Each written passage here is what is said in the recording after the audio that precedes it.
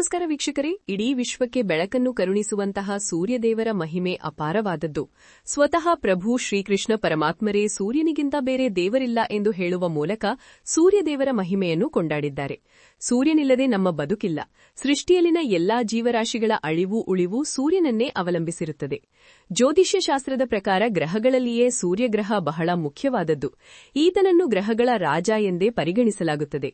ಸೂರ್ಯಗ್ರಹ ಗೌರವ ನೀಡುವಂತಹ ಗ್ರಹ.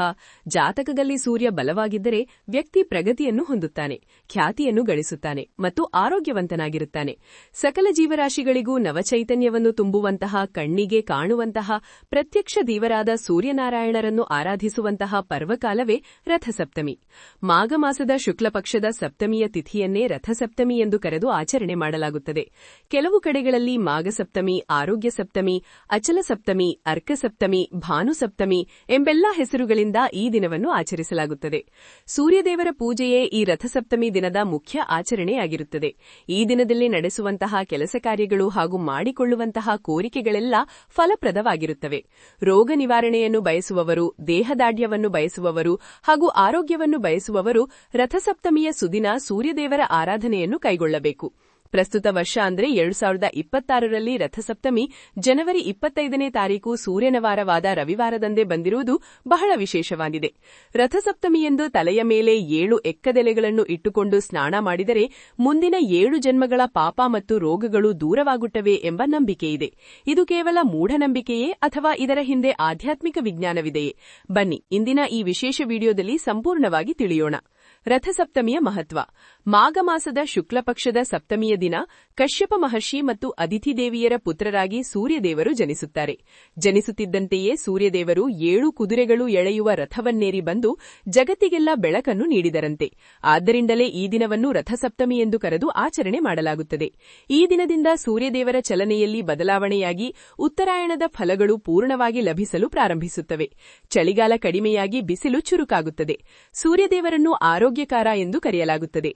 ರಥಸಪ್ತಮಿಯ ದಿನ ಸೂರ್ಯದೇವರಿಗೆ ನಮಸ್ಕರಿಸುವುದರಿಂದ ಹಾಗೂ ಸೂರ್ಯದೇವರ ಕಿರಣಗಳಿಗೆ ದೇಹವನ್ನು ಒಡ್ಡುವುದರಿಂದ ದೈಹಿಕ ಮತ್ತು ಮಾನಸಿಕ ಆರೋಗ್ಯ ವೃದ್ಧಿಯಾಗುತ್ತದೆ.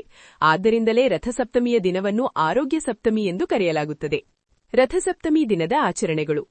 7 ಎಕ್ಕದೆಲೆಗಳ ಸ್ನಾನ. ರಥಸಪ್ತಮಿಯ ದಿನ ಸೂರ್ಯ ಸ್ನಾನವನ್ನು ಮಾಡಲಾಗುತ್ತದೆ. ಅಂದರೆ ರಥಸಪ್ತಮಿಯ ದಿನ ಅರುಣೋದಯದ ಸಮಯದಲ್ಲಿ ಎದ್ದು ಸಮುದ್ರ, ನದಿ, ತ್ರಿವೇಣಿ ಸಂಗಮ, ಸರೋವರ, ಕೊಳ ಅಥವಾ ಬಾವಿಯ ನೀರಿನಲ್ಲಿ ಸ್ನಾನವನ್ನು ಮಾಡಬೇಕು. ರಥಸಪ್ತಮಿಯ ಸುದಿನದಂದು ನೈಸರ್ಗಿಕ ಜಲಮೂಲಗಳಲ್ಲಿ ಸ್ನಾನವನ್ನು ಮಾಡಿದರೆ ಶರೀರ ಆರೋಗ್ಯಪೂರ್ಣವಾಗುತ್ತದೆ. ಚರ್ಮರೋಗಗಳೆಲ್ಲ ನಿವಾರಣೆಯಾಗುತ್ತವೆ. ಏಕೆಂದರೆ ಸೂರ್ಯನ ಜನ್ಮದಿನವಾದ ಈ ರಥಸಪ್ತಮಿಯಂದು ಸೂರ್ಯದೇವರ ಕಿರಣಗಳು ಜಲದ ಮೇಲೆ ಬಿದ್ದಾಗ ಅವು ದಿವ್ಯ ಶಕ್ತಿಯಿಂದ ಕೂಡಿದ ತೀರ್ಥವಾಗುತ್ತವೆ. ಆ ತೀರ್ಥದಲ್ಲಿ ನಾವು ಸ್ನಾನವನ್ನು ಮಾಡುವ ಮೂಲಕ ಅದ್ಭುತ ಶಕ್ತಿಯನ್ನು ಪಡೆದುಕೊಳ್ಳಬಹುದು. ಮನೆಯಲ್ಲಿಯೂ ಸಹ ಅರುಣೋದಯದ ಸಮಯದಲ್ಲಿ ಸೂರ್ಯನನ್ನು ಸ್ಮರಿಸಿ ಸ್ನಾನವನ್ನು ಮಾಡಬಹುದು. ಈ ದಿನದ ವಿಶೇಷತೆ ಎಂದರೆ ನಾವು ಸ್ನಾನವನ್ನು ಮಾಡುವಾಗ 7 ಎಕ್ಕದೆಲೆಗಳನ್ನು ಬಳಸಬೇಕು. ಶಿವದೇವರಿಗೆ ಬಿಲ್ವಪತ್ರೆ, ಮಹಾವಿಷ್ಣುದೇವರಿಗೆ ತುಳಸಿ ಇಷ್ಟವಾದಂತೆ ಸೂರ್ಯದೇವರಿಗೆ ಎಕ್ಕದೆಲೆ ಬಹಳ ಇಷ್ಟ. ಸ್ನಾನವನ್ನು ಮಾಡುವಾಗ 1 ಎಲೆಯನ್ನು ತಲೆಯ ಮೇಲೆ, 2 ಎಲೆಗಳನ್ನು ಭುಜಗಳ ಮೇಲೆ, 2 ಎಲೆಗಳನ್ನು ಮೊಳಕಾಲುಗಳ ಮೇಲೆ ಹಾಗೂ 2 ಎಲೆಗಳನ್ನು ಪಾದಗಳ ಮೇಲೆ ಇಟ್ಟುಕೊಂಡು ಸ್ನಾನ ಮಾಡಬೇಕು. ಎಕ್ಕದಲ್ಲಿ ಸೂರ್ಯದೇವರ ಶಕ್ತಿಯನ್ನು ಹೀರಿಕೊಳ್ಳುವಂತಹ ಸಾಮರ್ಥ್ಯ ಇರುತ್ತದೆ. 7 ಎಕ್ಕದೆಲೆಗಳನ್ನೇ ಏಕೆ ಬಳಸಬೇಕು ಎಂಬ ಪ್ರಶ್ನೆ ನಮಗೆಲ್ಲ ಮೂಡುವುದು ಸಹಜವಾಗಿರುತ್ತದೆ. ಅದಕ್ಕೆ ಉತ್ತರ, 7 ಜನ್ಮಗಳಲ್ಲಿ 7 ಜ್ಞಾನೇಂದ್ರಿಯಗಳ ಮೂಲಕ ನಮ್ಮ ಅರಿವೇ ಇಲ್ಲದೆಯೇ ನಾವು ಮಾಡಿರುವಂತಹ ಪಾಪಗಳನ್ನೆಲ್ಲ ಪರಿಹಾರ ಮಾಡಿಕೊಳ್ಳಲು 7 ಎಕ್ಕದೆಲೆಗಳನ್ನು ಬಳಕೆ ಮಾಡಬೇಕು. ಆರೋಗ್ಯದ ದೃಷ್ಟಿಯಿಂದ ನೋಡುವುದಾದರೆ ಎಕ್ಕದೆಲೆಗಳಲ್ಲಿ ಔಷಧೀಯ ಗುಣಗಳಿದ್ದು ಇವು ಚರ್ಮದ ಸಮಸ್ಯೆಗಳನ್ನು, ಕೀಲು ನೋವು ಮತ್ತು ಹಲ್ಲು ನೋವುಗಳನ್ನು ನಿವಾರಿಸುವಲ್ಲಿ ಸಹಾಯ ಮಾಡುತ್ತವೆ. ಎಕ್ಕದೆಲೆಗಳು ಸೂರ್ಯನ ಶಾಖವನ್ನು ದೇಹಕ್ಕೆ ಸಮರ್ಪಕವಾಗಿ ಹೀರಿಕೊಳ್ಳಲು ನೆರವಾಗುತ್ತವೆ. ಜನವರಿ 25 ರವಿವಾರದಂದು ರಥಸಪ್ತಮಿಯ ಸ್ನಾನ ಮುಹೂರ್ತ ಮುಂಜಾನೆ 5:26ರಿಂದ 7:15ರವರೆಗೆ ಇರುತ್ತದೆ. ರಥಸಪ್ತಮಿಯ ಸ್ನಾನವನ್ನು ಮಾಡುವಾಗ ಪಠನ ಮಾಡಬೇಕಾಗಿರುವಂತಹ ಶ್ಲೋಕ: ಸಪ್ತ ಸಪ್ತ ಮಹಾಸಪ್ತ, ಸಪ್ತ ದ್ವೀಪ ವಸುಂಧರ, ಸಪ್ತಾರ್ಕ ಪರ್ಣಮಾದಾಯ, ಸಪ್ತಾಮಂ ಸ್ನಾನಮಾಚರೆ. ತಾತ್ಪರ್ಯ: 7 ಜನ್ಮಗಳ ಪಾಪಗಳನ್ನು ನಾಶಪಡಿಸುವ 7 ದ್ವೀಪಗಳನ್ನು ಹೊಂದಿದ ಭೂಮಿಯೊಡೆಯನಾದಂತಹ ಸೂರ್ಯದೇವ ಈ ಸಪ್ತಮಿಯ ದಿನದಂದು 7 ಅರ್ಕ ಅಥವಾ ಎಕ್ಕಡೆಲೆಗಳನ್ನು ಹಿಡಿದು ಸ್ನಾನ ಮಾಡುವುದನ್ನು ಸ್ವೀಕರಿಸಿ ಎನ್ನುವುದಾಗಿದೆ. ಸೂರ್ಯದೇವರಿಗೆ ಅರ್ಘ್ಯ ಅರ್ಪಣೆ. ಈ ದಿನ ಅರುಣೋದಯ ಸ್ನಾನದ ನಂತರ ಶುಭ್ರವಾದ ವಸ್ತ್ರವನ್ನು ಧರಿಸಿ ತಾಮ್ರದ ಪಾತ್ರೆಯಲ್ಲಿ ನೀರು, ಕೆಂಪು ಪುಷ್ಪ ಹಾಗೂ ಅಕ್ಷತೆಯನ್ನು ಹಾಕಿ ಉದಯಿಸುತ್ತಿರುವ ಸೂರ್ಯದೇವರಿಗೆ ಅರ್ಘ್ಯವನ್ನು ಅರ್ಪಿಸಬೇಕು. ಸೂರ್ಯದೇವರಿಗೆ ಅರ್ಘ್ಯವನ್ನು ಬಿಡುವಾಗ ಸೂರ್ಯಾರ್ಘ್ಯ ಮಂತ್ರವನ್ನು ಪಠಣ ಮಾಡಬೇಕು ಅಥವಾ ಸೂರ್ಯಗಾಯತ್ರಿ ಮಂತ್ರವನ್ನು ಪಠಣ ಮಾಡಬೇಕು. ಸೂರ್ಯಾರ್ಘ್ಯ ಮಂತ್ರ: ಸಪ್ತ ಸಪ್ತ ವಹ ಪ್ರೀತ ಸಪ್ತ ಲೋಕ ಪ್ರದೀಪನ ಸಪ್ತಮೀ ಸೈತೋ ದೇವ ಗ್ರಹಾಣಾರ್ಘ್ಯಂ ದಿವಾಕರ. ಸೂರ್ಯಗಾಯತ್ರಿ ಮಂತ್ರ: ಓಂ ಭಾಸ್ಕರಾಯ ವಿದ್ಮಹೆ ದಿವಾಕರಾಯ ಧೀಮಹಿ ತನ್ನೋ ಸೂರ್ಯ ಪ್ರಚೋದಯಾತ್. ಹಾಲು ಉಕ್ಕಿಸುವುದು ಮತ್ತು ನೈವೇದ್ಯವನ್ನು ಅರ್ಪಿಸುವುದು. ರಥಸಪ್ತಮಿಯ ದಿನ ಮನೆಯ ಹೊರಗಡೆ ಅಥವಾ ಸೂರ್ಯನ ಕಿರಣಗಳು ನೇರವಾಗಿ ಬೀಳುವಂತಹ ಜಾಗದಲ್ಲಿ ಒಲೆಯನ್ನು ಇಟ್ಟು ಹೊಸ ಪಾತ್ರೆಯಲ್ಲಿ ಹಾಲನ್ನು ಉಕ್ಕಿಸಬೇಕು. ನಂತರ ಆ ಹಾಲಿಗೆ ಸೂರ್ಯದೇವರಿಗೆ ಪ್ರಿಯವಾದಂತಹ ಬೆಲ್ಲ ಮತ್ತು ಗೋಧಿಯನ್ನು ಬೆರೆಸಿ ಗೋಧಿ ಪಾಯಸವನ್ನು ಮಾಡಿ ಸೂರ್ಯದೇವರಿಗೆ ನೈವೇದ್ಯವಾಗಿ ಅರ್ಪಣೆ ಮಾಡಬೇಕು. ಸ್ತೋತ್ರ ಪಠಣ ಮತ್ತು ಸೂರ್ಯ ನಮಸ್ಕಾರವನ್ನು ಮಾಡುವುದು. ಈ ರಥಸಪ್ತಮಿಯ ದಿನ ಆದಿತ್ಯ ಹೃದಯ ಸ್ತೋತ್ರವನ್ನು ಪಠಿಸುವುದು ಸಹ ಅತ್ಯಂತ ಶ್ರೇಷ್ಠ ಕಾರ್ಯವಾಗಿರುತ್ತದೆ. ಸೂರ್ಯ ಅಷ್ಟೋತ್ತರ, ಸೂರ್ಯ ಸಹಸ್ರನಾಮ, ಸೂರ್ಯ ಗಾಯತ್ರಿ ಮಂತ್ರ ಜಪ, ಸೂರ್ಯಾಷ್ಟಕಿಗಳನ್ನು ಸಹ ಈ ಸುದಿನ ನಾವು ಪಠಣ ಮಾಡಬಹುದು. ರಥಸಪ್ತಮಿಯ ದಿನ ಸೂರ್ಯ ನಮಸ್ಕಾರವನ್ನು ಮಾಡುವುದು ಅತ್ಯಂತ ಫಲಪ್ರದ ಮತ್ತು ಶ್ರೇಷ್ಠವಾದಂತಹ ಸೇವೆಯಾಗಿರುತ್ತದೆ. ಈ ದಿನ ಸೂರ್ಯನ ಕಿರಣಗಳು ಅತ್ಯಂತ ಶಕ್ತಿಯುತವಾಗಿರುತ್ತವೆ. ಇಂತಹ ಸುಸಂದರ್ಭದಲ್ಲಿ ಸೂರ್ಯ ನಮಸ್ಕಾರವನ್ನು ಮಾಡುವುದರಿಂದ ದೈಹಿಕ ಶಕ್ತಿ ಮತ್ತು ರೋಗ ನಿರೋಧಕ ಶಕ್ತಿ ವೃದ್ಧಿಯಾಗುತ್ತದೆ. 12 ಬಾರಿ ಅಥವಾ ಸಾಧ್ಯವಾದರೆ 108 ಬಾರಿ ಸೂರ್ಯ ನಮಸ್ಕಾರವನ್ನು ಮಾಡುವುದು ಒಂದು ದೊಡ್ಡ ಸಾಧನೆ ಮತ್ತು ದೇವರಿಗೆ ಸಲ್ಲಿಸುವಂತಹ ಅರ್ಪಣೆಯಾಗಿರುತ್ತದೆ. ಸೂರ್ಯ ನಮಸ್ಕಾರದ 12 ಭಂಗಿಗಳಲ್ಲಿ ಪ್ರತಿ ಭಂಗಿಯನ್ನು ಮಾಡುವಾಗ ಸೂರ್ಯದೇವರ ದ್ವಾದಶ ನಾಮಗಳಲ್ಲಿ ಒಂದೊಂದು ನಾಮವನ್ನು ಪಠಣ ಮಾಡಬೇಕು. ಸೂರ್ಯದೇವರ ದ್ವಾದಶ ನಾಮಗಳೆಂದರೆ: ಓಂ ಮಿತ್ರಾಯ ನಮಃ, ಓಂ ರವಯೇ ನಮಃ, ಓಂ ಸೂರ್ಯಾಯ ನಮಃ, ಓಂ ಭಾನವೇ ನಮಃ, ಓಂ ಖಗಾಯ ನಮಃ, ಓಂ ಪೂಷಣೇ ನಮಃ, ಓಂ ಹಿರಣ್ಯಗರ್ಭಾಯ ನಮಃ, ಓಂ ಮರಿಚೇಯ ನಮಃ, ಓಂ ಆದಿತ್ಯಾಯ ನಮಃ, ಓಂ ಸವಿತ್ರೇ ನಮಃ, ಓಂ ಅರ್ಕಾಯ ನಮಃ, ಓಂ ಭಾಸ್ಕರಾಯ ನಮಃ. ದಾನಧರ್ಮಗಳನ್ನು ಮಾಡುವುದು. ರಥಸಪ್ತಮಿಯ ದಿನ ದಾನಧರ್ಮಗಳನ್ನು ಮಾಡುವುದು ಅಕ್ಷಯ ಫಲಗಳನ್ನು ನೀಡುವುದಲ್ಲದೆ ಜೀವನದಲ್ಲಿ ಸುಖ ಸಮೃದ್ಧಿಯನ್ನು ತಂದುಕೊಡುತ್ತದೆ ಎಂದು ಶಾಸ್ತ್ರಗಳಲ್ಲಿ ಉಲ್ಲೇಖಿತವಾಗಿದೆ. ರಥಸಪ್ತಮಿಯ ದಿನ ಸೂರ್ಯದೇವರಿಗೆ ಪ್ರಿಯವಾದಂತಹ ಧಾನ್ಯವಾದ ಗೋಧಿ ದಾನ, ಬೆಲ್ಲದ ದಾನ, ಸೂರ್ಯದೇವರಿಗೆ ಪ್ರಿಯವಾದಂತಹ ಬಣ್ಣವಾದ ಕೆಂಪು ಬಣ್ಣದ ಬಟ್ಟೆಯ ದಾನ, ಸೂರ್ಯದೇವರಿಗೆ ಸಂಬಂಧಿಸಿದ ಲೋಹವಾದ ತಾಮ್ರದ ಪಾತ್ರೆ ದಾನ, ತುಪ್ಪದ ದಾನ, ಅನ್ನದಾನ, ಬೂದುಕುಂಬಳಕಾಯಿಯ ದಾನ, ಹೀಗೆ ಯಾವುದಾದರೂ ದಾನವನ್ನು ಸತ್ಪಾತ್ರರಿಗೆ ಮಾಡಬಹುದು. ಉಪ್ಪಿಲ್ಲದ ಆಹಾರ ಸೇವನೆ. ಭವಿಷ್ಯ ಪುರಾಣದಲ್ಲಿ ರಥಸಪ್ತಮಿಯಂದು ಉಪ್ಪು ಸೇವಿಸುವುದನ್ನು ನಿಷೇಧಿಸಲಾಗಿದೆ. ರಥಸಪ್ತಮಿಯ ಸಂಪೂರ್ಣ ದಿನ ಉಪ್ಪಿಲ್ಲದ ಆಹಾರವನ್ನು ಸೇವಿಸಿದರೆ ಯಶಸ್ಸು ದೊರೆಯುತ್ತದೆ. ಅಥವಾ ದಿನವಿಡೀ ಕೇವಲ ಹಣ್ಣು ಹಂಪಲುಗಳನ್ನು ಸೇವಿಸಿದರೆ ಜಾತಕದಲ್ಲಿನ ಸೂರ್ಯದೇವರ ಸ್ಥಾನ ಬಲಗೊಳ್ಳುತ್ತದೆ. ರಥಸಪ್ತಮಿಯ ಪೌರಾಣಿಕ ಹಿನ್ನೆಲೆ.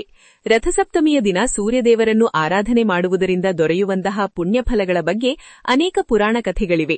ಪೌರಾಣಿಕ ಕಥೆಯೊಂದರ ಪ್ರಕಾರ ಪ್ರಭು ಶ್ರೀಕೃಷ್ಣ ಪರಮಾತ್ಮರ ಪುತ್ರನಾದ ಸಾಂಬನು ದುರ್ವಾಸ ಮುನಿಗಳ ಶಾಪದಿಂದ ಕುಷ್ಠರೋಗಕ್ಕೆ ತುತ್ತಾಗಿರುತ್ತಾನೆ. ರಥಸಪ್ತಮಿಯ ದಿನ ಸೂರ್ಯದೇವರನ್ನು ಭಕ್ತಿಯಿಂದ ಆರಾಧಿಸಿದ ನಂತರ ಆತನ ರೋಗ ವಾಸಿಯಾಗುತ್ತದೆ. ಇನ್ನೊಂದು ಕಥೆಯ ಪ್ರಕಾರ ಕಂಬೋಜ ದೇಶವನ್ನು ಆಳುತ್ತಿದ್ದಂತಹ ಯಶೋವರ್ಮ ಎಂಬ ರಾಜನಿಗೆ ದೀರ್ಘಕಾಲದವರೆಗೂ ಮಕ್ಕಳಿರುವುದಿಲ್ಲ. ಎಷ್ಟೋ ಕಾಲದ ನಂತರ ಆ ರಾಜನಿಗೆ ಭಗವಂತನ ಕೃಪೆಯಿಂದ ಒಬ್ಬ ಪುತ್ರ ಜನಿಸುತ್ತಾನೆ. ಆ ಪುತ್ರ ಹುಟ್ಟಿನಿಂದ ತೀವ್ರ ಅನಾರೋಗ್ಯ ಪೀಡಿತನಾಗಿರುತ್ತಾನೆ. ತನ್ನ ಪುತ್ರನ ಕಾಯಿಲೆಯನ್ನು ಕಂಡು ಚಿಂತಾಕ್ರಾಂತನಾದಂತಹ ರಾಜನು ಒಬ್ಬ ಜ್ಞಾನಿ ಮುನಿಯನ್ನು ಭೇಟಿಯಾಗಿ ಪರಿಹಾರವನ್ನು ಕೇಳುತ್ತಾನೆ. ಆಗ ಆ ಜ್ಞಾನಿ ಮುನಿಯು, ನಿನ್ನ ಪುತ್ರ ಪೂರ್ವಜನ್ಮದಲ್ಲಿ ಒಬ್ಬ ಶ್ರೀಮಂತ ವ್ಯಾಪಾರಿ ಜಿಪುಣನಾಗಿದ್ದನು. ಯಾವುದೇ ದಾನಧರ್ಮಗಳನ್ನು ಮಾಡಿರಲಿಲ್ಲ. ಅದರ ಫಲವಾಗಿಯೇ ಈ ಜನ್ಮದಲ್ಲಿ ಅನಾರೋಗ್ಯದಿಂದ ಬಳಲುತ್ತಿದ್ದಾನೆ ಎಂದು ತಿಳಿಸುತ್ತಾರೆ. ಆತನ ಅನಾರೋಗ್ಯವನ್ನು ನೀಗಿಸಲು ರಥಸಪ್ತಮಿಯ ದಿನ ಸೂರ್ಯಾರಾಧನೆಯನ್ನು ಮಾಡಿಸಿ ದಾನಧರ್ಮಗಳನ್ನು ಕೈಗೊಳ್ಳುವಂತೆ ಪರಿಹಾರವನ್ನು ಸಹ ಸೂಚಿಸುತ್ತಾರೆ. ಆ ಮುನಿಗಳ ಆಜ್ಞೆಯಂತೆ ರಾಜನು ತನ್ನ ಪುತ್ರನಿಂದ ರಥಸಪ್ತಮಿಯ ಸುದಿನದಂದು ಸೂರ್ಯದೇವರ ಪೂಜೆಯನ್ನು ಮಾಡಿಸುತ್ತಾನೆ. ಈ ಪೂಜೆಯ ಪುಣ್ಯಫಲದಿಂದಲೇ ರಾಜಕುಮಾರ ತನ್ನೆಲ್ಲ ರೋಗಗಳಿಂದ ಮುಕ್ತನಾಗಿ ಆರೋಗ್ಯವಂತನಾಗುತ್ತಾನೆ. ಈ ಎರಡು ಪೌರಾಣಿಕ ಕಥೆಗಳ ಸಂದೇಶವೇನೆಂದರೆ, ರಥಸಪ್ತಮಿಯ ದಿನ ಸೂರ್ಯದೇವರನ್ನು ಆರಾಧನೆ ಮಾಡುವುದರಿಂದ ಪೂರ್ವಜನ್ಮದ ಪಾಪಗಳು ನಿವಾರಣೆಯಾಗಿ ಆರೋಗ್ಯಕ್ಕೆ ಸಂಬಂಧಿಸಿದ ಸಮಸ್ಯೆಗಳು ಸಹ ನಿವಾರಣೆಯಾಗುತ್ತವೆ. ಈ ದಿನ ಮಾಡುವಂತಹ ದಾನಧರ್ಮಗಳು ಮತ್ತು ಸ್ನಾನಾದಿ ಕಾರ್ಯಗಳಿಂದ ಲಭಿಸುವಂತಹ ಪುಣ್ಯ ಅಚಲವಾಗಿ ಇರುವುದರಿಂದಲೇ ರಥಸಪ್ತಮಿಯನ್ನು ಅಚಲ ಸಪ್ತಮಿ ಎಂದು ಸಹ ಕರೆಯಲಾಗುತ್ತದೆ. ರಥಸಪ್ತಮಿ ಆಚರಣೆಯ ಫಲಗಳು. ರಥಸಪ್ತಮಿಯ ದಿನ ಸೂರ್ಯೋದಯಕ್ಕೆ ಸರಿಯಾಗಿ 7 ಎಕ್ಕದೆಲೆಗಳನ್ನು ಉಪಯೋಗಿಸಿಕೊಂಡು ಸ್ನಾನವನ್ನು ಮಾಡಿದರೆ 7 ಜನ್ಮದಲ್ಲಿ ಮಾಡಿದಂತಹ ಪಾಪಗಳು, ರೋಗಗಳು, ಶೋಕಗಳೆಲ್ಲ ಪರಿಹಾರವಾಗುತ್ತವೆ. ಚಳಿಗಾಲ ಕಳೆದು ಬೇಸಿಗೆ ಪ್ರಾರಂಭವಾಗುವಂತಹ ಋತು ಪರಿವರ್ತನೆಯ ಕಾಲವಾದ ರಥಸಪ್ತಮಿಯ ದಿನ ಎಕ್ಕದೆಲೆಯಿಂದ ಮೈಯುಜ್ಜಿಕೊಂಡು ಮಾಡಿಕೊಂಡು ಸ್ನಾನವನ್ನು ಮಾಡಿದರೆ ಬೇಸಿಗೆಯಲ್ಲಿ ಕಾಣಿಸಿಕೊಳ್ಳುವಂತಹ ಸಿಡುಬು, ಅಮ್ಮ ಮುಂತಾದ ಚರ್ಮರೋಗಗಳು ಸಹ ನಿವಾರಣೆಯಾಗುತ್ತವೆ ಎಂದು ಆಯುರ್ವೇದ ಪಂಡಿತರು ಸಹ ಉಲ್ಲೇಖಿಸುತ್ತಾರೆ. ರಥಸಪ್ತಮಿಯ ದಿನ ಸೂರ್ಯದೇವರನ್ನು ಪೂಜಿಸುವುದರಿಂದ ವೃತ್ತಿಜೀವನ ಮತ್ತು ವ್ಯವಹಾರಗಳಲ್ಲಿ ಪ್ರಗತಿಯಲ್ಲೂ ಕಾಣಬಹುದು. ವ್ಯಕ್ತಿಯ ಜನ್ಮಕುಂಡಲಿಯಲ್ಲಿ ಸೂರ್ಯ ಬಲಹೀನನಾಗಿದ್ದರೆ ರಥಸಪ್ತಮಿಯ ಸುದಿನ ಸೂರ್ಯ ಆರಾಧನೆಯನ್ನು ಕೈಗೊಂಡರೆ ದೋಷ ನಿವಾರಣೆಯಾಗುತ್ತದೆ. ಅಷ್ಟೇ ಅಲ್ಲದೆ ಆಯುಷ್ಯ, ಸಂಪತ್ತು ಸಹ ವೃದ್ಧಿಯಾಗುತ್ತದೆ. ರಥಸಪ್ತಮಿಯ ದಿನ ಕೂಷ್ಮಾಂಡ ಅಂದರೆ ಬೂದುಕುಂಬಳಕಾಯಿಯನ್ನು ಸಹ ದಾನವಾಗಿ ನೀಡಬಹುದು. ಹೀಗೆ ಕೂಷ್ಮಾಂಡ ದಾನವನ್ನು ಕೈಗೊಂಡರೆ ಗರ್ಭದೋಷ ನಿವಾರಣೆಯಾಗಿ ಉತ್ತಮ ಸಂತಾನ ಪ್ರಾಪ್ತವಾಗುತ್ತದೆ. ರಥಸಪ್ತಮಿ ಬಹಳ ಶುಭಕರ ದಿನವಾದ್ದರಿಂದ ಈ ದಿನ ಮದುವೆ, ಉಪನಯನ, ಗೃಹಪ್ರವೇಶ, ನಾಮಕರಣ ಸೇರಿದಂತೆ ಮಂಗಳ ಕಾರ್ಯಗಳನ್ನು ಮತ್ತು ಪೂಜಾ ಕಂಕರೆಗಳನ್ನು ಮಾಡಬಹುದು. ವೀಕ್ಷಕರೇ, ಈ ಮಾಹಿತಿ ನಿಮಗೆ ಇಷ್ಟವಾದರೆ ವಿಡಿಯೋವನ್ನು ಲೈಕ್ ಮಾಡಿ ಮತ್ತು ನಿಮ್ಮ ಆತ್ಮೀಯರಿಗೆ ಶೇರ್ ಮಾಡಿ. ಕಮೆಂಟ್ ಬಾಕ್ಸ್ನಲ್ಲಿ ಓಂ ಸೂರ್ಯಾಯ ನಮಃ ಎಂದು ಬರೆಯಿರಿ. ಇಂತಹ ಮತ್ತಷ್ಟು ಆಧ್ಯಾತ್ಮಿಕ ಮಾಹಿತಿಗಾಗಿ ನಮ್ಮ ಚಾನೆಲ್ಗೆ ಸಬ್ಸ್ಕ್ರೈಬ್ ಆಗಿ. ಧನ್ಯವಾದಗಳು.